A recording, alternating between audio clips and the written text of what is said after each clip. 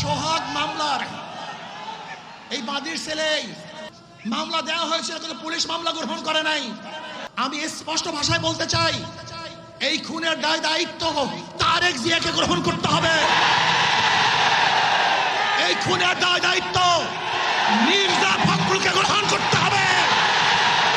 এই খুনের দায়িত্ব বিএনপিকে গ্রহণ করতে হবে। এই খুনের দায়িত্ব প্রত্যেক প্রশাসন গ্রহণ করতে হবে। অবৈধ সন্তান জন্ম হওয়ার আগেই তার মৃত্যু কামনা করে আজকে বিএনপি ক্ষমতা যাওয়ার আগেই তার পতন কামনা করে বাংলাদেশের মানুষ চায় না এই চাঁদাবাজ, দখলদার, খুনি, ধর্ষক, জালেমের গোষ্ঠী বাংলাদেশের বাস্তবে বসুক। বাংলাদেশের একজন মানুষ